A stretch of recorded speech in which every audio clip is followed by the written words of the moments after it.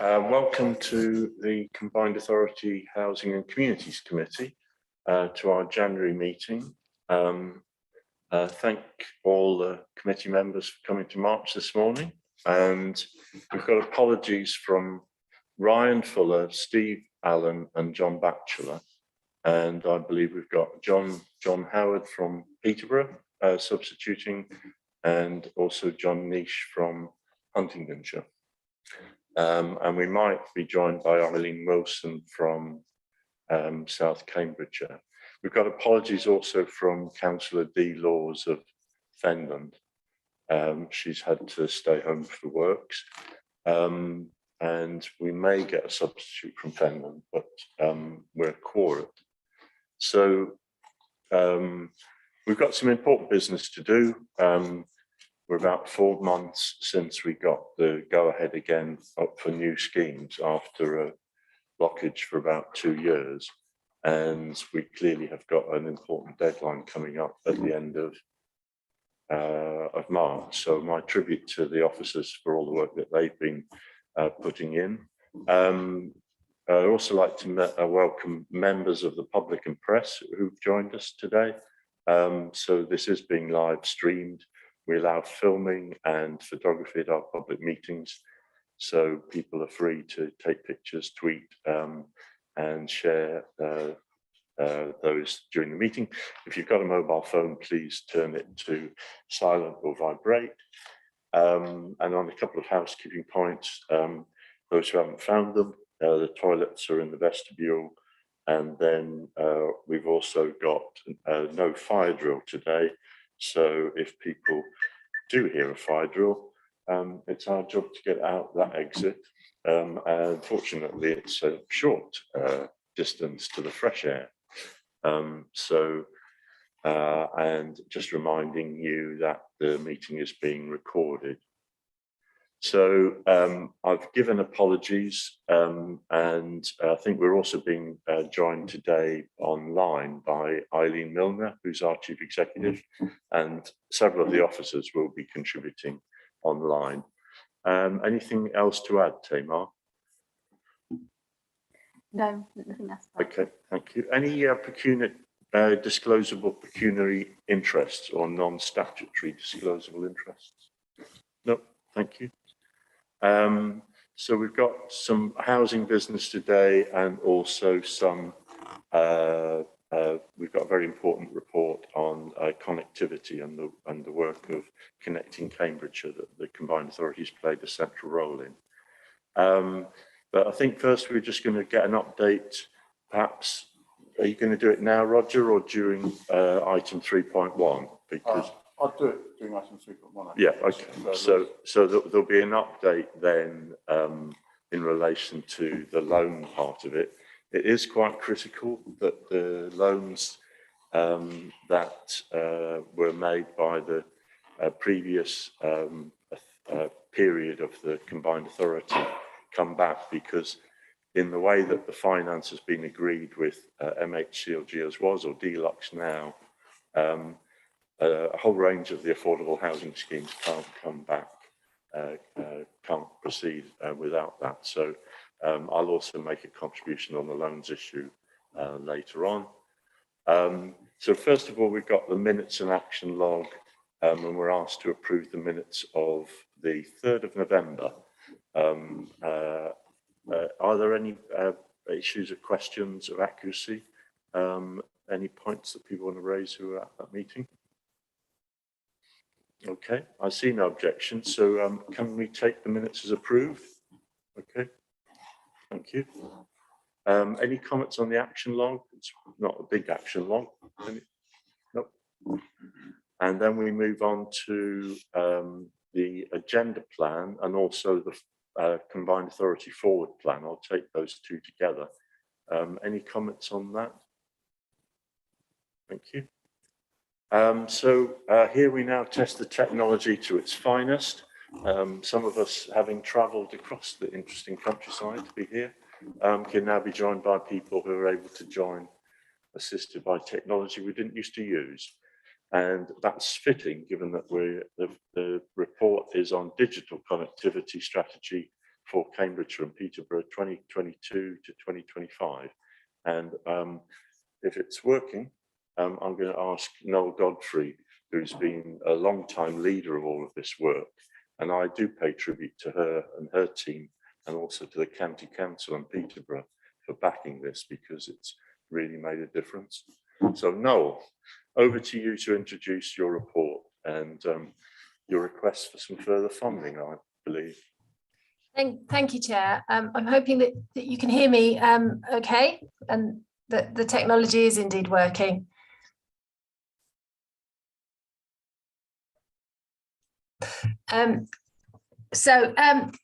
This report follows on from the bringing the strategy to the committee in November, when the strategy for 21 through to 2025 was discussed in detail and approved. And so following on from that, this report includes the business case, which sets out the strategic context, but also the programme approach for how the milestones will be delivered through to 2025.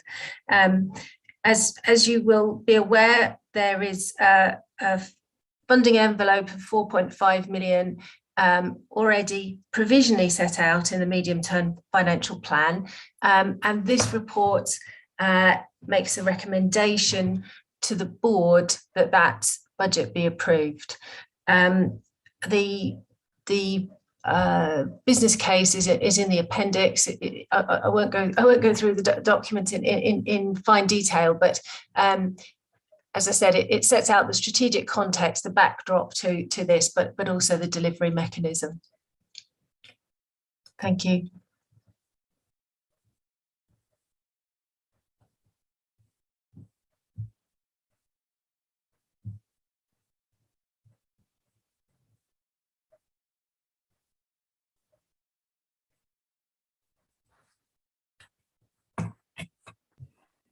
Hopefully that's the right button. Yeah, yes, it's okay. I think it was well discussed last time. We went through it fairly in fair amount of detail last time. So I'm just like, I would actually just go forward. We go, I propose we go ahead with it. Okay, thank you. And we also had a discussion on a few other things, including 5G. John Nish from Huntingdonshire. Thank you, Chair. Just a brief one, really. In that it's a really good report. And hopefully it's all achievable, that we can move forward on it. So.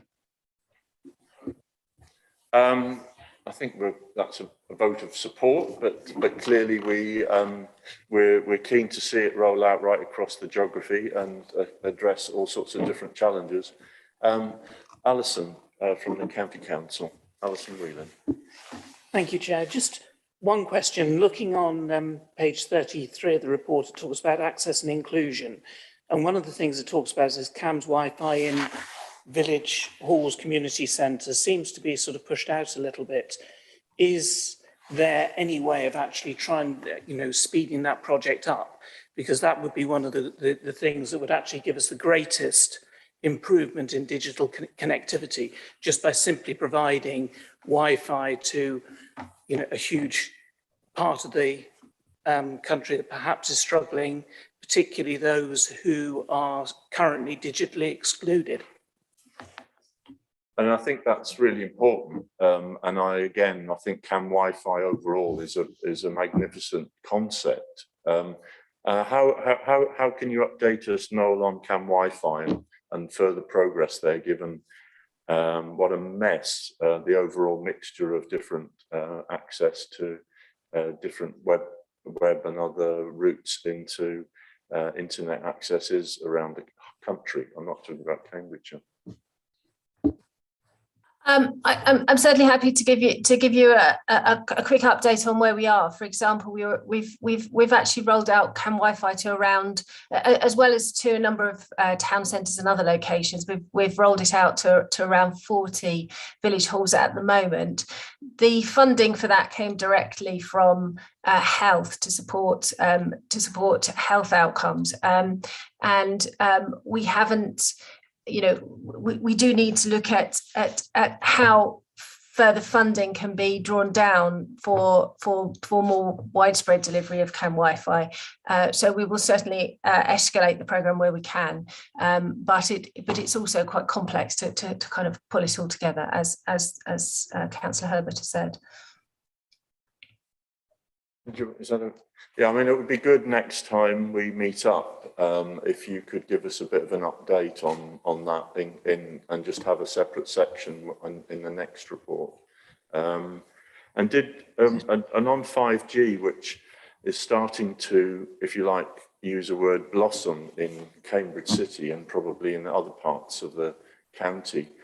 Has there been any progress, or is there any further work that we as members can contribute on that? Yeah, and some members might be aware that we sent out a request, discussion, an email to have further discussion with members around 5G, and as we've said, we will be planning some more detailed sessions around that into the spring, and we have also started the discussion around getting specialist support in place for that. Thank you. Yeah, I mean, it's an issue for us because there's so many different providers, and some of the locations and some of the ways that they go through into the planning system creates more problems than it sorts. And so the principle is still that each district should be supported in trying to get out of the industry a single set of proposals, so that there is a network which at least is a backdrop and people can see is a logical set of proposals, subject to some of their least desirable siting locations being reconsidered. So thank you. Okay, so if I may, I'll take the recommendations, which include confirming, subject to the budget for the next period for the Combined Authority Board, recommending the approval of the business case and seeking approval of 4.5 million budget for the next 3 years. Can I see those in favour?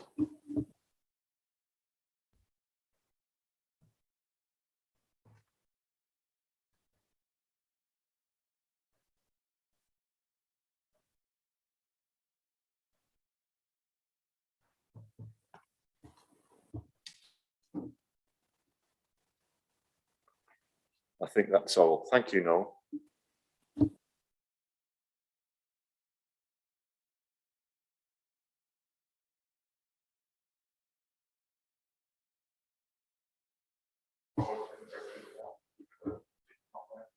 Okay, thank you. Good. Thank you for the reminder, John. So we're moving on to the housing items on the agenda. So we've got item 3.1, where I've got the first item, which is on the community housing plans. So I'll ask Nick Sweeney to introduce this, who's been developing this strategy. Thank you, Nick. Thank you, Chair. Good morning, everyone. This paper aims to explain the Combined Authority's position on community homes and asks for the Housing Committee to recommend to Board that the community home strategy is adopted. It's anticipated that the strategy will be incorporated as part of the paper described in the forward plan as future Combined Authority housing purpose and function that will be considered by Board in March. The former community housing team transferred to the Combined Authority from East Cambridgeshire District Council in late 2019 and provided support to community homes groups across the region. In January 2021, the Combined Authority Board approved a community homes business case that included community home startup grants of £5,000. Following the mayoral election in May 2021, East Cambridgeshire District Council became aware of a pending resourcing issue within our community housing team and didn't want to lose impetus on community housing proposals within their district.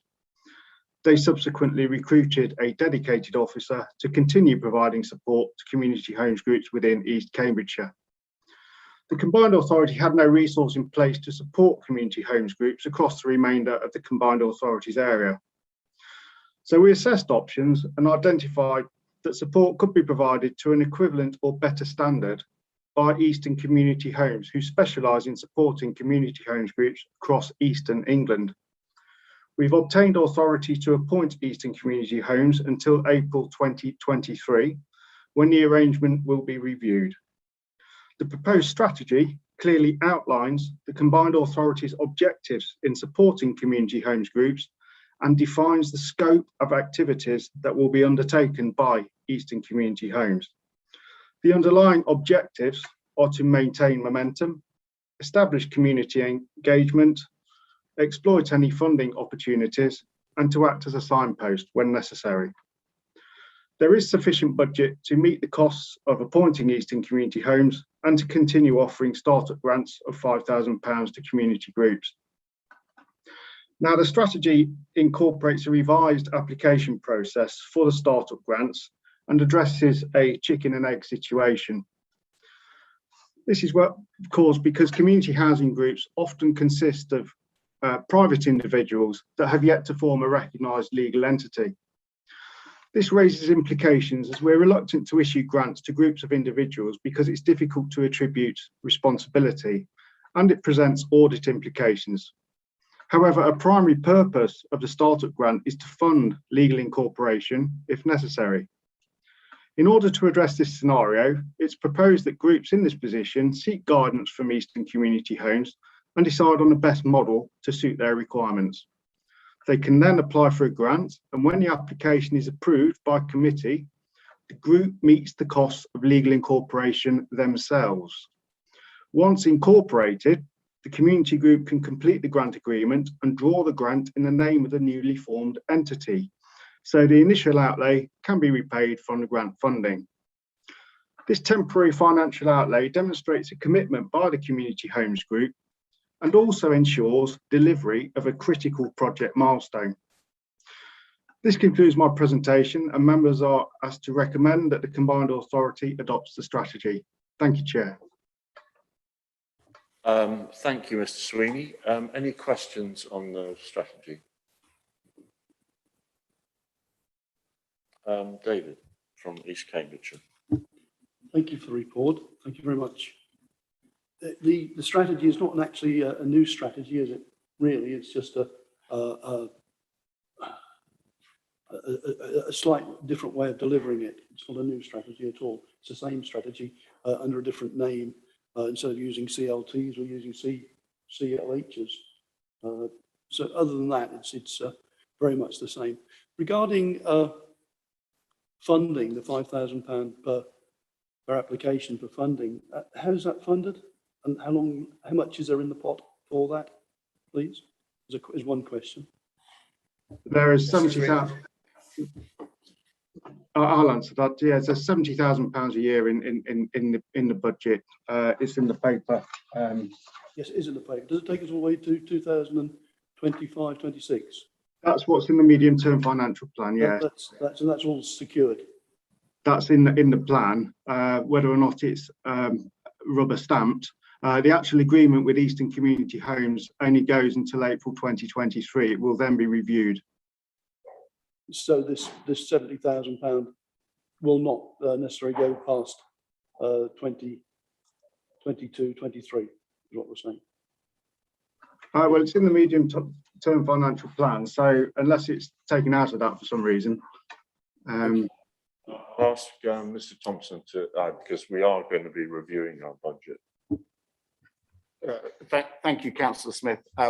Just to confirm what Nick said, that the plan with the suppliers to run to April 23, there is an intention in the medium-term financial plan for that provision to run through the whole 3-year period of the medium-term financial plan. So unless there is a change to the medium-term financial plan, the expectation is that budget of 70,000 will continue to run for that 3-year period. That's the expectation at this point, subject to the MTFP being formally signed off. Okay, thank you. May I carry on? There is a commitment to this over the 3 years. That's fine. Just going on to the work of ECH. which I think is a good idea. Regarding looking at page, say it's page 75, and like the way the table is laid out, objective on actions and outputs and outcomes. There's a point partway down, community-led housing advisor is able to prioritize workload to ensure group receive the support they need at the point they need it. Could you give me some more information about that, please? What is intended there? Nick?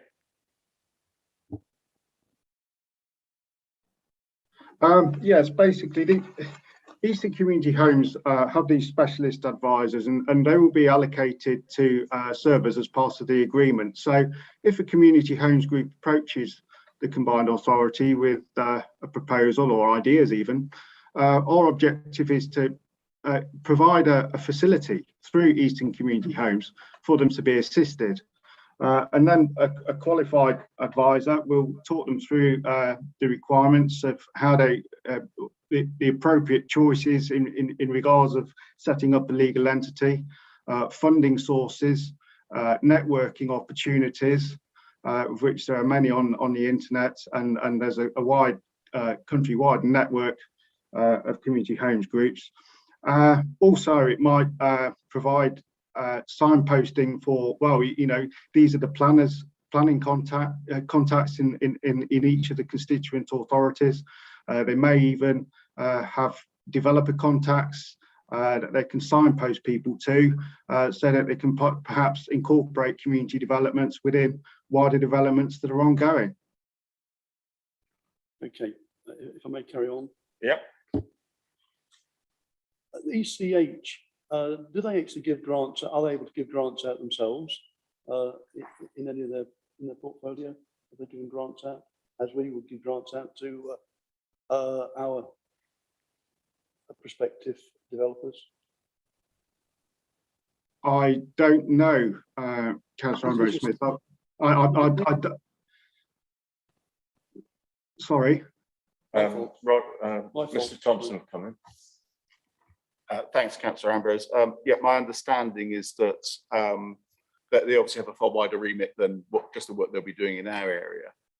They don't have funding to give grants themselves directly, as I understand it. So the proposed route is that if they identify, for example, a new community lands trust that wants to set up and apply for that grant, they would assist them in preparing, as Nick has said, sort of their entity. But they would then apply to us, and an application would come to this committee for that grant application from that CLT, with the support of Eastern Community Homes having done the work, and we would then consider that grant application as we would any other application. So Eastern Community Homes will not be giving out grants to CLTs without it coming through us, and effectively the combined authority will be providing the funding for any grants in our area. I understand what you said and understand the report which says that. I'm just asking if they actually, if ECH does do that, because it effectively looks to me as if we're just acting, combined authority is just acting as the middleman on this. I can't see any other input introducing. I don't think that's. If I may, I have looked at the ECH website. It doesn't mention funding. You're quite right. I've gone through that in quite much detail. But you don't always see everything on a website, do you? So I just want, just a bit concerned that here we are as the combined authority. We have so much money, and we're trying to play the middleman when it could be, when it is being done very successfully by ECH, other than a few £5,000 given to the startups. I think the approach that we're taking is that we're looking for a service to be supplied by a sort of independent expert outside entity under our management, under the management of Nick Sweeney. And then we bring to the combined authority any opportunities and obviously any financial implications from anything will come to this committee. So the intention is that we get that outside expertise to help these potential entities, these future entities, to sort of be nurtured a little, be given some good advice, to be frank, also to be given some independent advice from the combined authority. I think maybe that might be quite important, that they're getting independent advice that we can then wrap around our support in terms of our management and also our financial resources. Which is worded in your report in full. I just asked a final question, if I may. Are we right in actually looking at this at the stage when we're later in March, looking at the overall strategy of the housing committee? And are we correct in that? Well, if I come in on that, David, I think we are stating a sort of combined authority-wide commitment to community housing, and that community land trust is central to that. But you've got other routes. Some people might call it cooperative housing, or there's different ways that communities might come forward with a proposal. A district might work with a community on a rural exception side. There may be just different versions. So in addition to the excellent work that East Cambridgeshire does on community land trust, we're making a commitment which I believe the Mayor supports on the longer term, along with other members of the board, so that we will build in this work. East Cambridgeshire chooses, because it's had its longer experience and it's got a drive behind a number of projects to be the deliverer, and it has in-house staff. The choice, we looked at the options, and I discussed it with Roger. Do we appoint new staff, or do we work with an agency that's got a lot of expertise and obviously working across the whole of East of England? And that was the best value option that we can provide. So I think we're stating, David, a commitment to community land trusts and community housing, and do think in partnership with each of the districts that we want to promote the fact that these grants are available and the backup. So when we've got expertise, including Nick's on development and on some of those other aspects, I do think we're able as an organisation to provide a bit of additionality. So it means that other districts can come to the combined authority and say, we've got a community scheme, this is a route to bring it to market. I'm not here to defend what East Cambs are doing. I'm here to question what we're doing as a combined authority to make sure that we're getting value for money. We're given the £70,000 a year, which is for a good cause, no problem with that at all. Just what does it cost? And another question, I suppose, what is it costing combined authority to actually do that function of promoting this good cause? Yeah, so could we just have an update, Nick, on what we're paying Eastern Community Homes as an annual amount? It's approximately £31,000 plus VAT up to April 2023. So that's the add-on. That's the add-on that we're paying for their consultancy and advice to projects. I think I've taken up too much of your time. Well, okay. Thank you very much. Okay. No, I think it's important, and it's important in two ways, because first of all, we will, as a housing committee, have a proposal, I believe, in March about the future budget as well as our future strategy, and we'll get the opportunity then to review it. But I would expect that we'll support community housing as part of it, and I do think, albeit that we'll be in a different position in terms of funding, that there is a lot to be achieved, particularly in rural areas, by this route.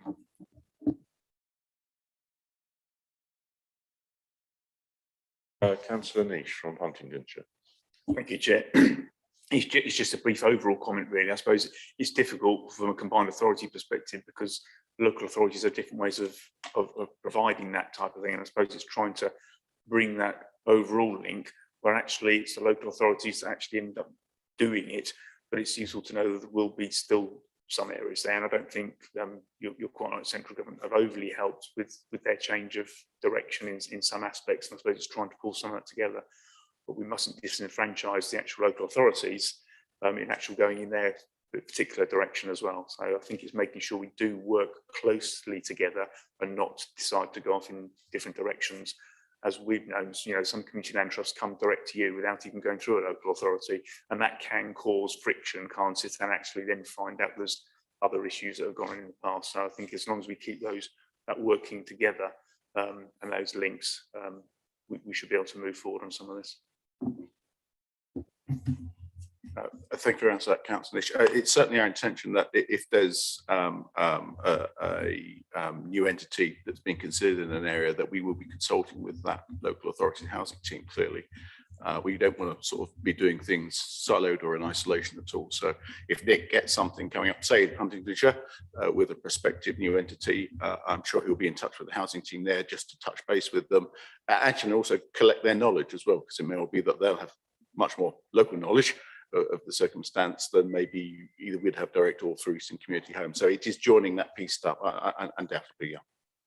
So yeah, that's an important point, and there are a number of tiers in local government locally, and we certainly would be working with the districts and not in. We're an enabler, and a lot of this would be down to the district, the group, and input from Eastern Community Homes.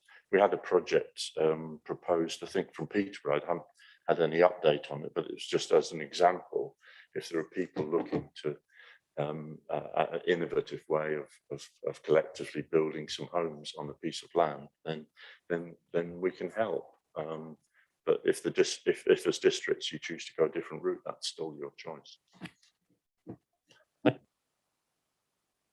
Thank you for the report, Mr. Sweeney. So we're recommending approval of this and effectively the decision to involve Eastern Community Homes. Can I see those in favour? Okay, thank you. And that's unanimous. Right, and I'll now get on to the item I nearly skipped Nick to get to, but thank you for that, Nick.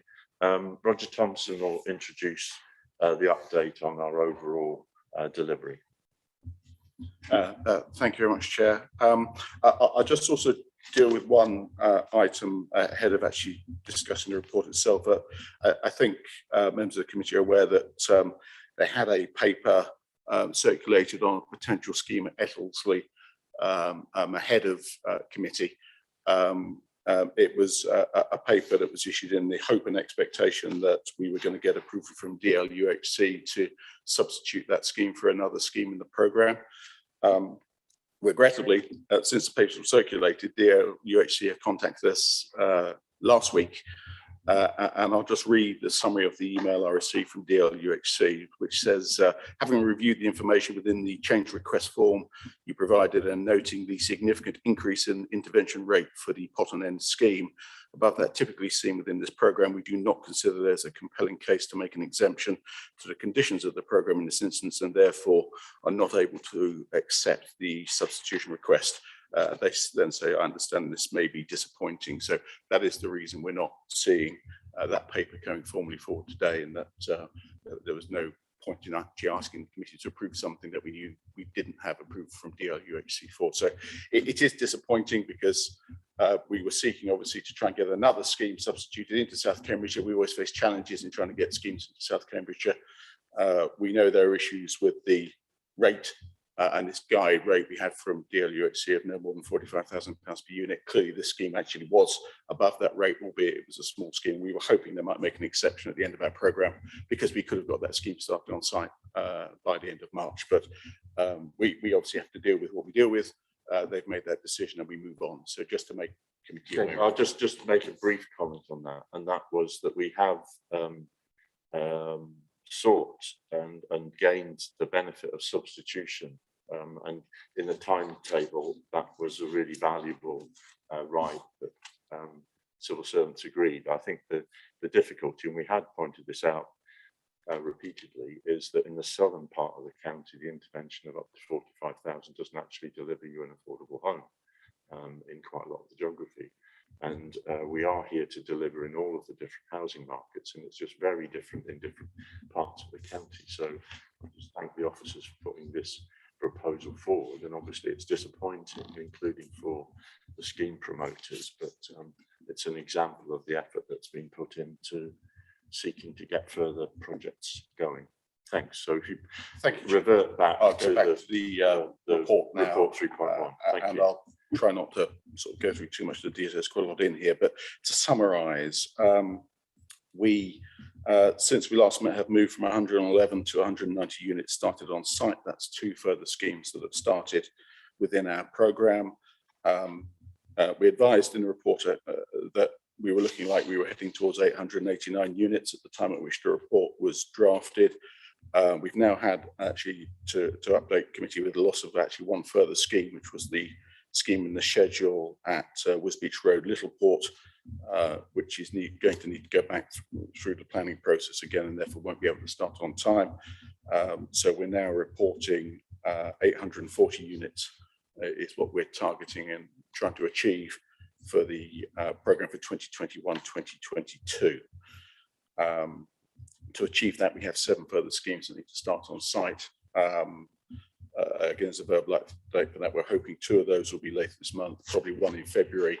We're then going to have 4 in March, which will be a little bit tight, but nevertheless, at the moment, it looks like we'll have those 4 schemes in March. The major scheme in our programme that is outstanding needs to start is the scheme at Northminster in Peterborough, which has 315 of those 840 units within it.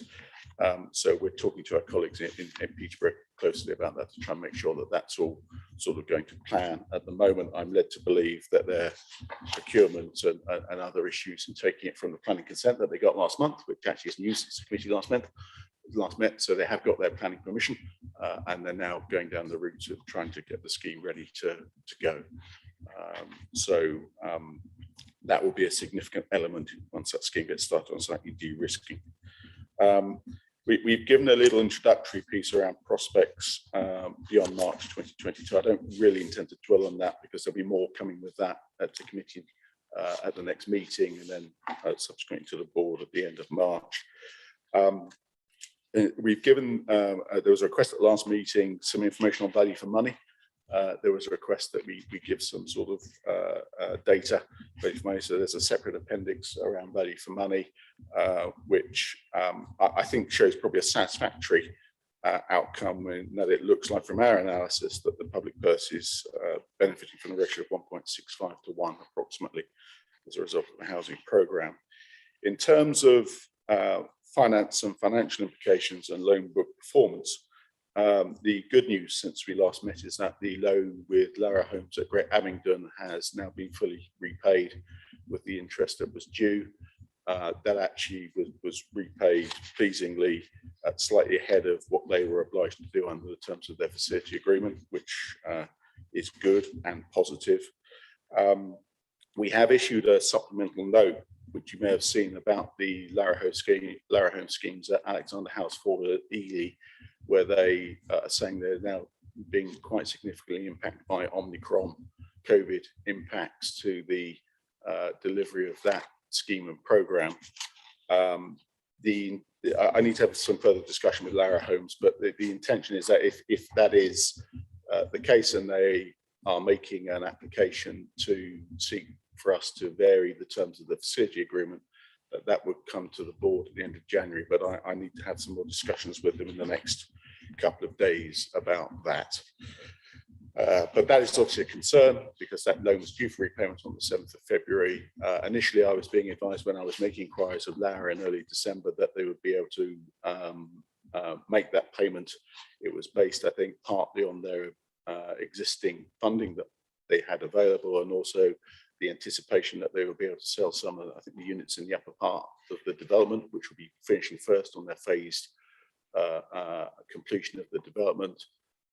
They are the higher value units on which they've already exchanged contracts with purchasers, and if they have purchasers sitting there ready to go, just waiting for the practical completion of the units so that they can complete and get the monies in and then cascade those monies to us. And that, I think, is where this pinch point has been around the 7th of February. So I'm happy to take questions as far as I can on that, but I still need to get a bit more information about Lara as to exactly what's gone on and what they really need in terms of any variation. So that's Lara Homes. Could I just briefly just point to pages 107 and 108 in the papers, because effectively that summarises where the loans are at. Yes. Where we've got roughly 48 million pounds of the 100 million was agreed in loans. Some of it may also be, is some of that from the general funding of the combined authority anyway. So in broad terms, there's 36 million pounds outstanding. And if you look at the page 108, there's a detailed breakdown of the profile. So it's quite an ongoing repayment management during the period, and it does need to be to time to enable clarity and certainty for affordable housing schemes. And it will be valuable, Roger, to have a detailed reference to some of that in the ongoing housing strategy. Yes, Chair, and I think there's some initial discussion about something maybe separate, more comprehensive report going to committee in March, and we're quite happy to do that. Just to aid some understanding, the housing loans forecast that you're seeing in the appendices, that is not a contractual obligation upon the borrower. That is the, if you like, the live sort of forecasting that we're seeing, that we're getting through from them. So that will flex and change.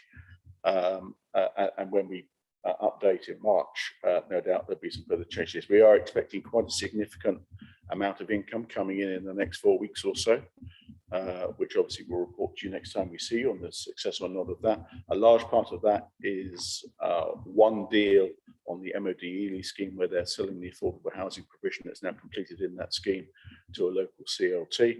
I won't reveal the sum, but it's a significant part of what is shown in that schedule. So if that deal goes through, that will actually put a large amount of money back in the pot.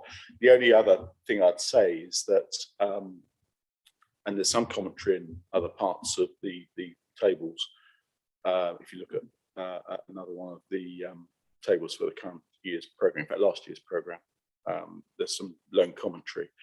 Quite a lot of units are under offer or exchanged on the other schemes. We are sort of, for these forecasts to be hit, relying on the developers and the whole conveyancing chain working to enable those houses to exchange and complete, which is the point at which we start to get chunks of our capital back from those completions. So yeah, we are in the hands of that conveyancing chain and the ability of the housing and legal industry to perform and deliver.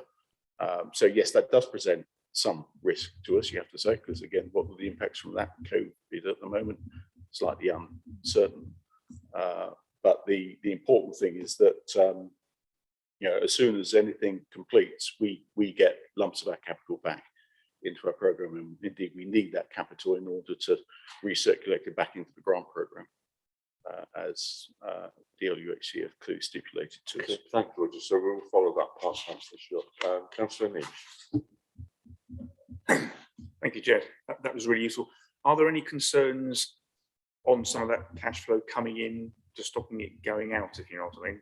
Obviously, there's delays, and it depends on those delays, I suppose. And I suppose it's a bit of a crystal ball stuff, isn't it, of saying, are we financially caught anywhere, which could create a problem in the near future as opposed to the distant future? So this will come out, I think, if Lara do indeed ask for a variation at the scheme at Forehill, the Alexander House. There is a pinch point potentially sort of at the end of February and in March. If we don't get the Forehill money in, then we may, if we get the drawdown request that we're expecting, and to be frank, historically we found the drawdown requests for the grants to be slow and late. But if they came in bang on time, then there might be for a month or so a gap. Yes, so we've already discussed that with our finance team, and we're exploring that because it's in the context of what the situation is with Alexander House in Ely.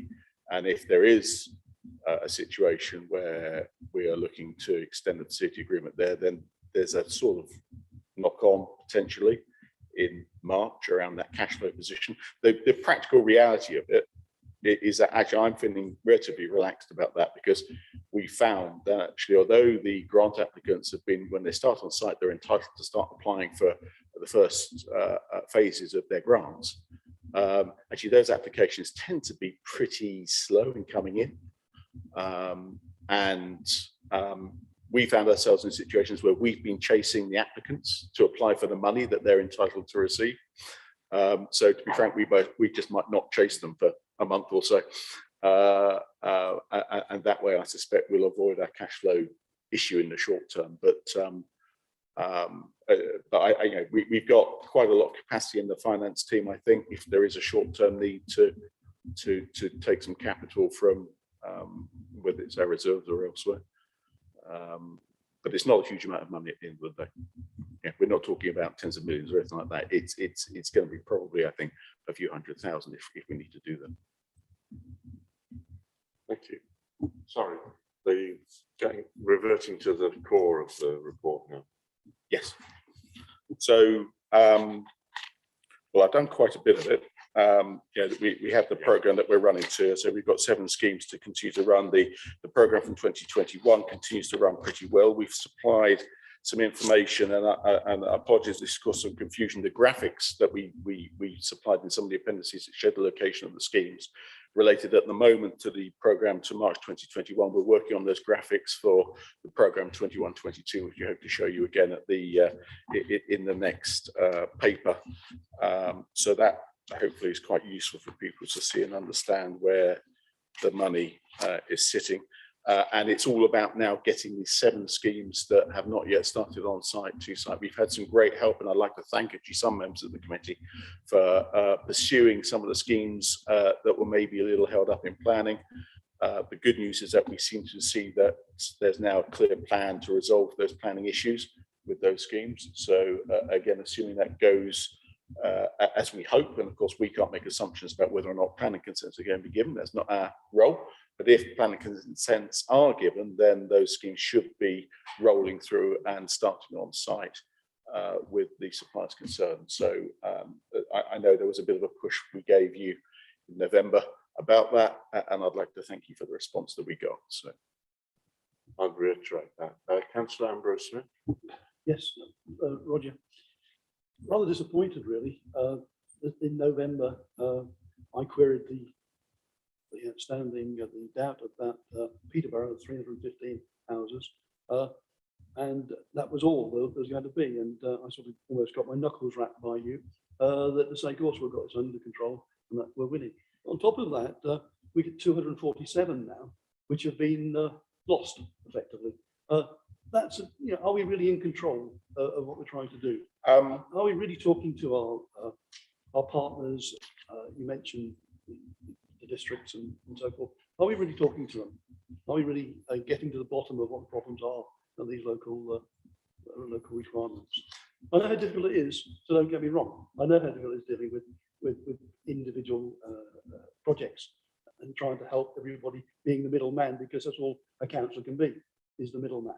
But yeah, are we really on top of it? I don't think so. When we've got, I got in trouble for asking the question about 315 houses from Peterborough, and another 247 are in doubt or are in fact struck off the list. That's rather concerning going forward. I'll stop there. I can come back later on other items, Chair. Yeah, thank you. I mean, I think the timescales are challenging, and our agenda has been to maximise the number of affordable housing starts. As you say, we're not putting the shovels in the ground ourselves, but we've obviously been working with partners. I think we will be able to evidence in March the effort that's been put into substitution, because effectively we've seen a number of schemes fall over for different reasons, some of them sound reasons. Planning, it didn't go the right way. So there's been a lot of effort put in, but when you consider that there was a block on new schemes for 2 years of a 4-year programme, it's trying to rescue in a way, and it's not been an easy job for the officer. Yeah, I've actually been here all of that time, so I know how difficult it's been for the I hope you didn't feel that you were being rebutted, because you've been right to challenge. Yes, I did. Roger, any other comments? Yeah, I don't think we've been helped possibly with the period that we had between April and September of last year, where we were waiting for the nod from DLUHC to our programme. And being honest about it, we have effectively been given 6 months between September and March to deliver a programme that was meant to be 1 year. But because we had to go through this process with DLUHC, and I respect totally their process, it just took a bit longer than you might have thought was ideal, that we then have 6 months to suddenly go back to the schemes that we proposed to them and told them that we could probably deliver in late April, early May, and pick them up again. And of course, things change in the development process, as you say, Councillor Ambrose. It's quite a dynamic industry, and stuff changes. There's a problem with a land deal, there's a problem with main deed. One of the schemes in your area has had a problem with planning, and now it needs to go back to the one I mentioned, it was the Roach Little Port, and it needs to go back through a planning process again. Therefore, it won't hit our deadline. So we know it's a dynamic situation. What I would say is that the 7 schemes that we've got and the 840 units that we're looking to get done at the moment, I think we've got as good a handle as we can with our partners who are delivering these schemes on where they're at and the likelihood of them progressing and delivering to the programme. The one thing I would say is that they're highly motivated, because they know if they don't get that start on site, that grant is not there. On the 1st of April, it's not there.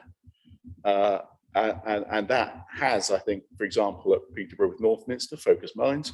And I think maybe in other places, hopefully it's focusing minds as well. And this is partly assisted from this call out that we had back at meeting in November, and I was thanking some members of the committee for their help where we knew there were some schemes that had planning issues, that getting those planning issues resolved, even if actually those issues are resulting in a refusal, it still closes the case, if you like, and it gives us some certainty about what's happening. The worst thing is the uncertainty. And that's where we have trouble in dealing with that, which is why we called that out last time, and hopefully that's giving us greater certainty. So we can see those schemes, there are 2 or 3 that still need to resolve their planning issues. We can see the route and the timetable for that resolution. And you're right, insofar as, is there a risk? Still, are we on top of it? Well, yes, we're on top of, watching what's happening with those. We're on top of talking to the development partners to say, look, you're not going to wait for a judicial review period when you resolve your planning, are you? You're going to either get on with it and take the risk on JR, or you're going to get some insurance around it if there's a very low risk of any JR issuing, getting on site. So we're in the trenches with them in terms of understanding, I think, what the issues are and where they're at, equally with some of their procurement issues. We just need to continue to sort of focus a lot of our energy on working with those partners to make sure that these timetables are hit. And we are now obviously at this critical point. Yes. Yeah. Any other questions, points? I'll take Councillor Whelan and then come back to Councillor Ambrose. Thank you. Just want to go back to point 3.6, actually talking about the MOD site and some of the comments you made. You commented that you expect the payments in respect of the shared ownership properties to come through very, very shortly.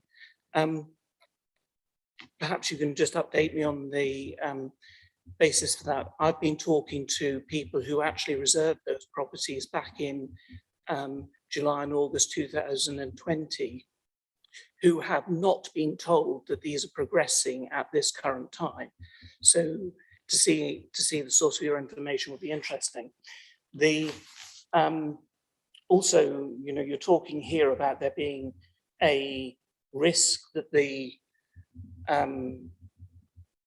that they may need to seek alternative sources of funding in March 2023, but the schedule you then produce later on doesn't reflect any risk of that being the case. So again, what is exactly the source of that information that there is a problem? Okay, so we obviously ask the borrower ECT, see what the position is with regard to the status of their scheme. I rely on information from them around the status of their scheme, and then we interpret, if you like, what we see from them. What we've got in terms of the situation that you're articulating is that in the schedule, we've shown the cash flow that we're sort of getting from them as to what they're intending to deliver to. What I'm doing in my commentary is that I guess I'm applying a little maybe cynicism, you might argue, to that, to say actually if they don't sell what they say and think they're going to sell, what happens? Potentially there's if they can't sell all the units, we may be left without all of the loan being repaid in March 2023. So I'm asking them the question, what's your contingency plan? Yeah, if that happens and you don't get the sale of the units to repay the loan in full, the contingency plan ought to be something around refinancing, so they can enable the balance of our loan to be repaid to us, because we need the loan repaid, as we've made very clear to them, because we need that money to recycle into the grant program and make our payments under the grant claims when they're due. So on one hand, I'm taking them on faith and saying, right, this is your cash flow, this is what you're saying you're going to deliver to us, this is what you're saying you're going to sell, and therefore these receipts on the loans will come in. But I'm also sitting there saying, if that doesn't all go swimmingly into plan, okay, what's plan B? And plan B will need to be, they'll need to find another way to refinance that. Now, I'm told that there's some sort of discussion, they're thinking about that at the moment, and the message I had is that they'll come back to me for the end of January and sort of give me some information around that. And when I get that, no doubt I'll be able to cascade that to you at the next meeting. So that's where we're at. And in terms of the shared ownership So properties, the information I had is that they were hoping and expecting that there will be a completion of the sale of those 15, I think, affordable units this month. I was, just before Christmas, I was told that that was still what they were expecting. I haven't had an update in the last week or so, but I will be getting one soon. And that's the advice that they were giving me. There has been a deal that's been going on for several months. And again, I'm sort of reliant on them being honest with us. If they're not, it'll become apparent pretty quickly. And then we'll have some issues that we'll need to sort of face up to and get to grips with them about. But that's quite a significant contribution. And I take your point about if they were like pre-allocating some of these units and people's expectations, maybe in the late summer or early autumn or something, that these units were there and going to be available. Well, obviously, they've just got to do their transaction to get it through. And I know they've had to get stuff valued by third parties, and so there's been quite a chain of activity around it. Hopefully, it will complete. And then those units will be in the hands of the local community lands trust, and then they can get people in them, because I think they're ready to be occupied now. So I mean, quite a few things have happened since Christmas, and I don't think I was on and interested in getting greater clarity on this aspect anyway, but the LARAG issue also has prompted it, and I do think that we should get a report at our next committee looking in more depth at the 4 or 5 outstanding projects, because it interlinks so strongly, and if they're not going to be able to stick to the original deal, they will have to refinance. We will need that money, otherwise other affordable housing schemes could fall, and some of those have had to wait quite a long time because of all of the uncertainties and the delay in response from MHCLG earlier on.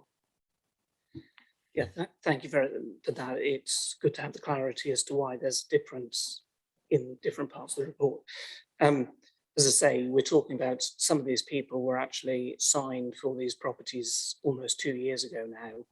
And you can imagine that they are having tremendous problems when even last week they still can't, their solicitors still can't get answers on when these properties are going to be completed. It then calls into question whether or not that money is going to be coming through, and whether, taking on from Councillor Ambrose Smith's point, that whether or not, whether or not there is going to be the funding in place in time to meet the other commitments that are coming through. Thank you. Okay, well, we will be following this up. and I'm sure Mr. Thompson will also give us an update on some of it in the interim between now and March. So certainly, I will let people know the status of that payment at the end of January, as whether or not we've got it. Yeah. So in March, we do need to review the budget broadly, as I recall, and you can correct me, Roger, we've got £500,000 provision for staffing and £500,000 provision for revenue expenditure on the housing strategy out of the core funding of the combined authority. Plus, we'll be discharging the ongoing work, which is unavoidable in completing the range of projects and the stage payments and making sure that the money is properly accounted for. So the ambition is to bring some of that together for a report in March so that we're reflecting on where we're at. I can't guarantee that we're not going to see another scheme fall over, simply because this is an iron deadline from the civil servants, which they're giving us the flexibility of substitution, but there's still things that will become apparent. So we are going to be working to that deadline, and we will, the officers will, and they've put in huge efforts to try and maximise the affordable housing. But we'll bring forward a report both reflecting on the budget and also just thinking through, well, what is the role of the combined authority, and taking part of your point earlier on, Councillor Ambrose-Smith, that we're not here to duplicate, but we still believe that there are a number of opportunities of working across this broader geography and justifying you coming through the cold to meetings like this. So I mean, that is the ambition, and that's what we'll do. So that the early March report, and I think there's a lot of good. I just look at the map that Roger's provided, and I know a whole host of schemes are not on that because they're ones that have started since. And I know schemes like the Northminster scheme, a really ambitious, clever scheme, meeting a need for private rental, really affordable rents for a lot of single and couples in Peterborough who need that kind of project. And just taking that project, it's a conversion of a large car park, which is now not needed. And it's just an example of some of the projects that the gap funding is facilitated. So there's a lot of positive, but we've still got to complete that. And then we'll need to put a quite a different look on what is the role of the combined authority from April onwards. And there'll be an invitation. We've already got quite a lot of really valuable comments from all districts, and they haven't gone away, those comments. So a lot of thought was put into that from officers and members. And so those comments that we've already got will inform that, and we'll go back to the districts and to the bigger registered and other providers, and involve people in looking at that strategy. So we'll bring a report early March, as well as the officers working overtime on completing as many projects as we can. So thanks to all of the work they put in. Councillor Ambrose-Smith. Yeah, just going on a bit further onto what you just said regarding your three-zone strategy. Just question that really. Peterborough, Greater Cambridge, and rural Cambridgeshire. Could you expand on that, please? Because they are so different, and rural is so different within what is left of the rural side. They're all different commodities in themselves. You can't say that Fenland is the same as East Cambs, or is Huntingdonshire within Greater Cambridge, or is that rural? I don't know. Could you expand on that, please? Well, that's a fair comment, and this will be an officer-led strategy. And so these are just indicative. But I mean, you would think in an area which is fairly moderate in population as Cambridge and Peterborough, that housing would be something where we could make such statements. And clearly, as you pointed out, it is the case that the housing markets move within 10 or 20 miles in our geography rapidly. So we will take account of that. But I think to start with, we've got a southern Cambridgeshire housing market, which has got different pressures. Peterborough is a housing market. And I do think we then look at the different markets within that rural area, but there is no magic line on the paper. And when Ely house prices start rushing up, or different places, there is broadly a way of looking at a map at one point in time and saying that you've got a range of housing markets covering our geography.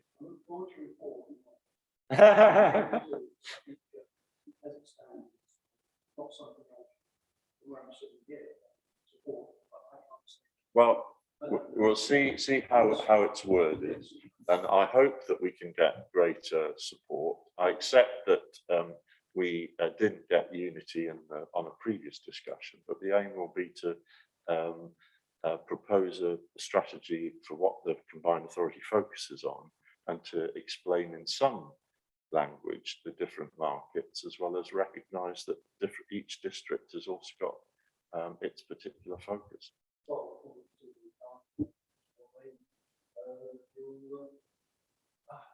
Very closely with the local council, understand that, try and see it. And I think the whole principle needs to be additionality, and as on some occasions districts will say, well, that's fine, we're not against that across the geography, but we want to do it our way in our area.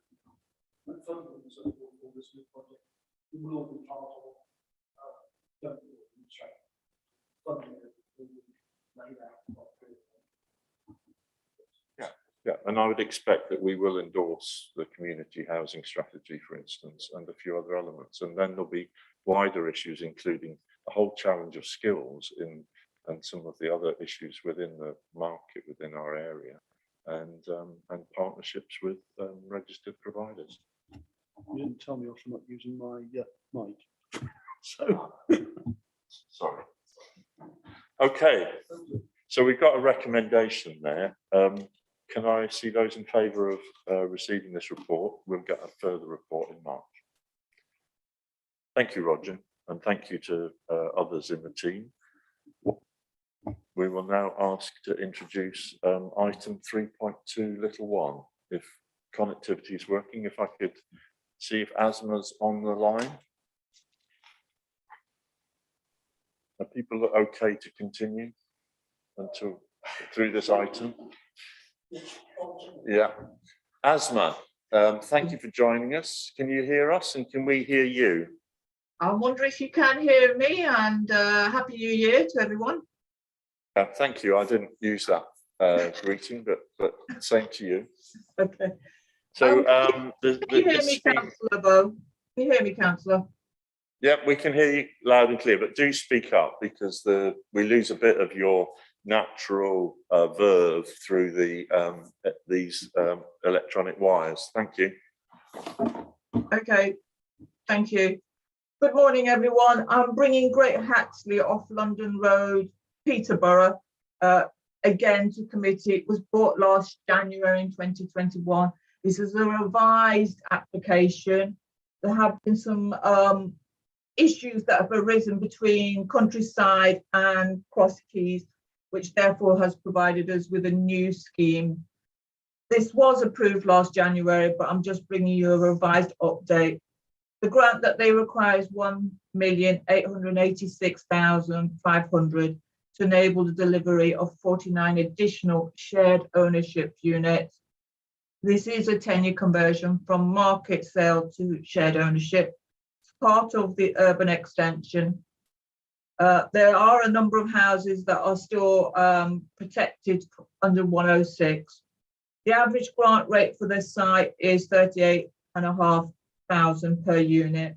It is slightly higher than normal due to the new shared ownership leasing model, taking in consideration the additional repair costs and management of the staircasing of such units. I've also been in contact with Peterborough's enabling officer and let her know the situation. As I've said, the grant that they require is much lower than previously, 1,886,500, for 49 shared ownership units. Thank you.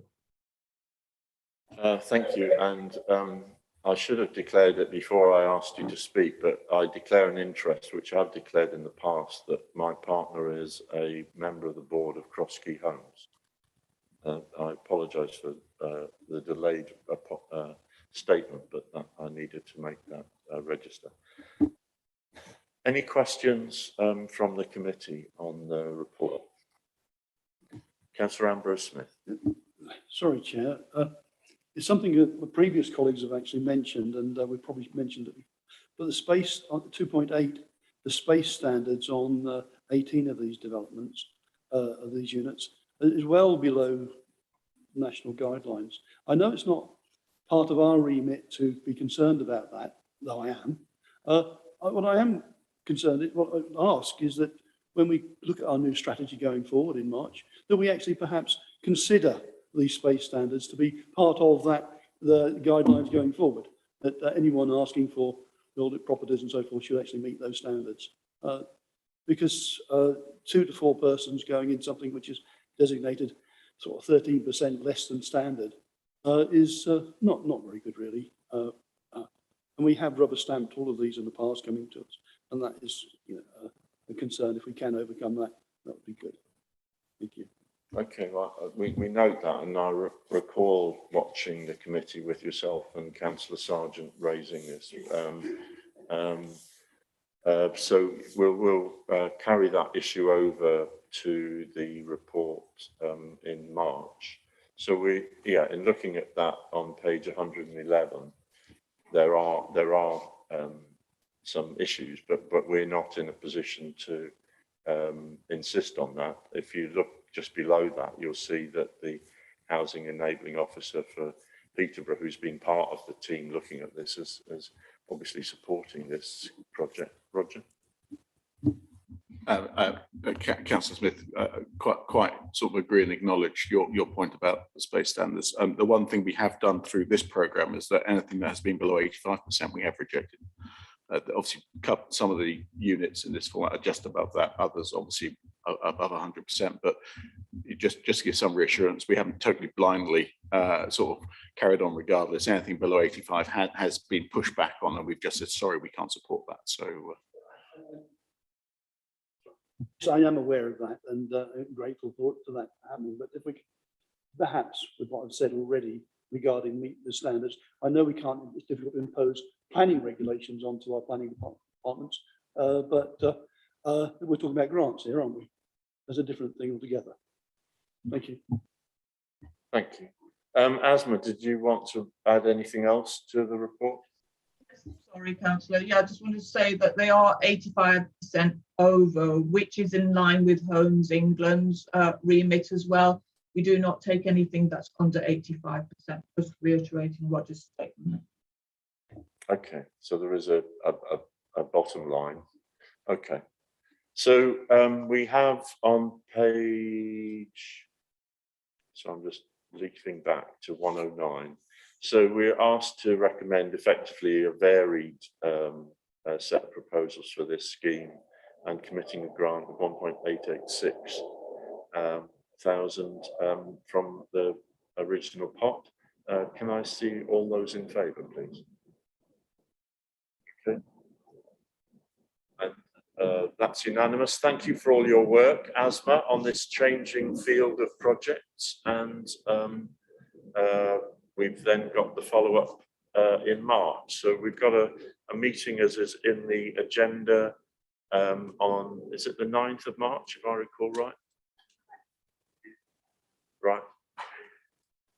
So I hope you can put that in your diaries. It is an important meeting because we are effectively nearing the end of the core programme of funding, and at the same time looking to set forward some proposals on our strategy going ahead. The venue will be decided and then advised well in advance. So thank you for your attendance today and your contributions. And affordable housing does really matter in different ways. So we just need to make the most of the opportunities that we can build. So thank you for your comments. I look forward to seeing you in March. And thank you to our officer team, including Tamar and others, for making arrangements and let us wend our way safely back to different corners of Cambridge and Peterborough.